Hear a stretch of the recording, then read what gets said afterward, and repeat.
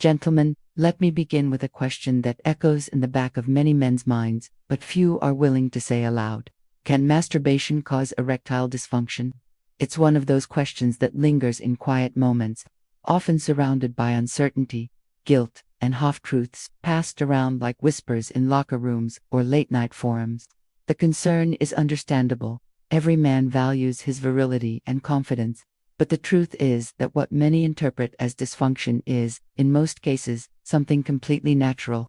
The human body operates according to biological rhythms, not mechanical ones, and what feels like failure is often simply a normal recovery process that changes with age. The misunderstanding begins when men notice that their performance does not feel the same as it once did. In youth, erections return quickly, energy feels endless, and confidence seems permanent. But as time passes, that immediate response begins to fade. After one orgasm, the body seems to lose its drive, the next erection takes longer to appear, and a creeping doubt begins to whisper, perhaps something is wrong. This anxiety is compounded by a culture that glorifies stamina, speed, and constant readiness, leaving men to judge their biology against impossible expectations. At the core of this confusion lies a natural biological process called the refractory period. After ejaculation, the body enters a recovery phase. Hormones that drive arousal, such as dopamine, temporarily decline, while others like prolactin rise to signal the need for rest. The nervous system shifts from the sympathetic mode, the state of excitement and performance, to the parasympathetic mode, the state of restoration and healing. During this interval, the body deliberately prevents a new erection from occurring. It is not malfunction, it is protection. Just as muscles need time to recover after intense exercise, the reproductive system demands a pause to restore its balance. The length of this refractory period, however, does not remain constant throughout life. It evolves with age and overall health. In the early decades, the energetic 20s, recovery can take as little as 20 minutes. Testosterone levels are high, blood vessels are supple, and the biochemical pathways of arousal are lightning fast. A man may feel capable of multiple rounds within the same evening, and that capacity often becomes the benchmark against which he later measures himself. Move ahead 2 or 3 decades, and the story changes. By the 40s or 50s, the body's internal chemistry has shifted. Testosterone production slows, nitric oxide, a key molecule for blood flow, declines, and the body's regenerative efficiency decreases. The refractory period that once lasted minutes can now stretch to 20 hours or more. This does not signify damage or disease. It simply reflects the natural deceleration of biological processes. Trying to force performance before recovery is complete is akin to sprinting on a strained muscle. It leads only to frustration and poorer results. In the later years, the 60s, 70s, and beyond, the recovery window expands even further. It can take several days, sometimes approaching 3 weeks, for the same physiological readiness to return.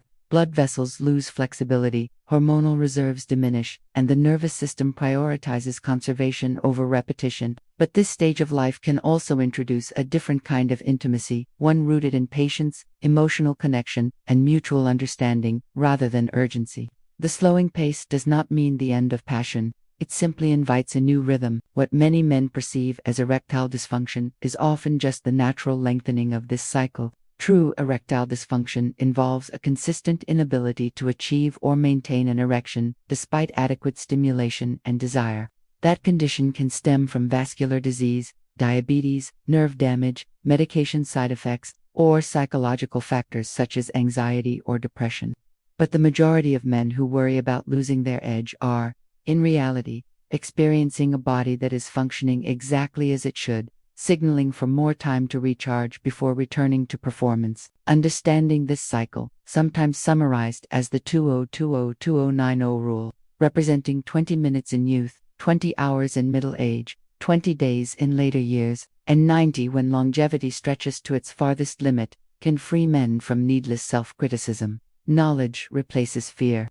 Once a man accepts that recovery time naturally extends with age, he can focus on supporting his body rather than fighting it. Supporting that biology begins with the basics, because sexual health mirrors overall health. Sleep, for example, is not merely rest. It is the nightly reset of hormones, vascular repair, and neurological recovery. During deep sleep, testosterone rises, blood vessels relax, and the body restores its nitric oxide pathways, the same mechanisms that govern arousal and erection. Men who routinely sleep fewer than 6 hours a night often experience reduced libido and weaker erections, not because they are aging prematurely, but because their bodies are never given the chance to reset. Treating sleep as sacred, 7 to 8 hours each night, is one of the simplest yet most powerful acts of self-care. Exercise plays an equally vital role. Regular movement enhances circulation, lowers inflammation, and strengthens the cardiovascular system that fuels erection quality.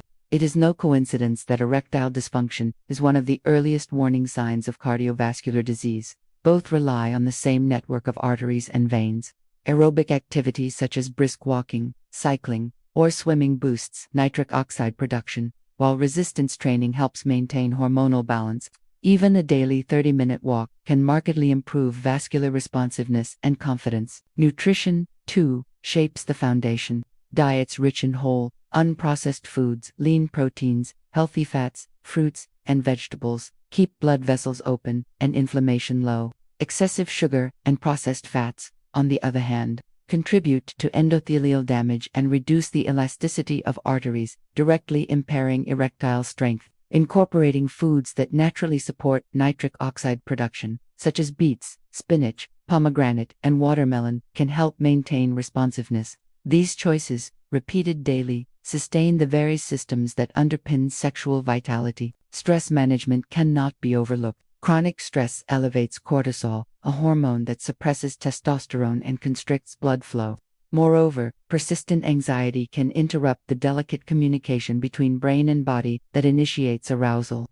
Many men who think they have physical dysfunction are, in fact, battling psychological interference, performance anxiety, guilt, or chronic tension. Practices such as meditation, deep breathing, prayer, or simply disconnecting from digital noise can calm the nervous system, allowing arousal signals to travel freely once again. There are also natural compounds that may support this process. Amino acids, like L-citrulline and L-arginine, enhance nitric oxide levels, improving blood flow to the genital area. Herbal extracts such as tongkat, ali, fenugreek, and nettleroot have been shown in some studies to modestly raise testosterone or improve libido. These are not miracle solutions, and they work best as part of a larger lifestyle strategy rather than as replacements for healthy habits. Their purpose is to assist the body's natural efficiency, not override it. Beyond the biological, there is the emotional dimension, perhaps the most overlooked aspect of sexual health. Society often defines masculinity through performance, creating unrealistic expectations that link a man's worth to his physical response. This pressure fuels insecurity and amplifies minor fluctuations into perceived failures. Understanding the body's rhythm transforms this anxiety into acceptance. When a man stops viewing recovery as weakness, he opens the door to more relaxed, confident intimacy. Communication with one's partner becomes easier, and the focus shifts from performance to connection. It is also crucial to recognize that the landscape of intimacy changes with time, and that change can be profoundly positive. In youth, arousal is driven primarily by novelty and urgency. Later in life, it can be fueled by familiarity, trust, and emotional depth. The slowing of the body invites exploration of new forms of pleasure, longer foreplay, sensual touch, and a more mindful pace. Couples who adapt to these changes often report deeper satisfaction, even if frequency declines. Intimacy becomes less about proving capability and more about sharing experience. The psychological relief that comes from understanding this reality cannot be overstated. Many men carry silent shame, believing they have failed some invisible test of masculinity. But once they learn that biology, not weakness, governs their experience, that shame dissolves. They begin to see that aging is not the enemy of sexuality, it is the evolution of it. By respecting the natural rhythm of the body, the ebb and flow of recovery and readiness, men can maintain both physical health and emotional harmony. Still, awareness alone is not enough. Action solidifies understanding. Prioritize recovery through proper rest. Move your body daily to keep blood flowing. Choose meals that heal rather than harm. Manage stress before it manages you. And if you choose to use natural supplements, do so thoughtfully, as a complement to, not a substitute for, a balanced lifestyle. When these elements align, the body responds in kind. Erections become more dependable, energy steadier, and confidence more grounded. The message is simple but profound. Time to recover does not equal dysfunction. The body's request for rest is not a sign of decline but of wisdom. Just as a seasoned athlete listens to his limits, a wise man learns to listen to his body's timing. Those who embrace this understanding find that pleasure and connection remain accessible throughout life, not because they force youth to return, but because they harmonize with the stage they are in. Masturbation itself, when practiced in moderation and without compulsion, does not cause erectile dysfunction. In fact, it can serve as a healthy expression of sexuality, helping men understand their arousal patterns and maintain pelvic health. Problems arise only when frequency becomes excessive to the point of fatigue, when stimulation through unrealistic pornography desensitizes the brain, or when guilt and secrecy distort the emotional experience. Even then, these issues are behavioral and psychological, not structural damage. Balance restores normal function. Ultimately, the key lies in respect. Respect for biology, for time, for self. Every man carries within him the same systems that once powered his youth. They simply operate at a different tempo now. By aligning expectations with reality, anxiety fades and vitality returns. The mind calms, the body responds, and intimacy transforms from performance to partnership. So the next time the thought arises, that quiet fear that perhaps too much self-pleasure has caused lasting harm, remember that your body is not broken, it is communicating, asking for rest, balance, and care. Give it that, and it will reward you with steadier confidence and enduring capability. In the end, the measure of manhood is not how often or how quickly one performs, but how well one understands and honors his own biology. When you learn to work with your body instead of against it, you realize that age does not mark the end of vitality. It marks the beginning of mastery, a deeper, wiser form of strength that knows when to act, when to rest, and when to simply be. And that understanding, more than anything, is what keeps both health and confidence alive for a lifetime.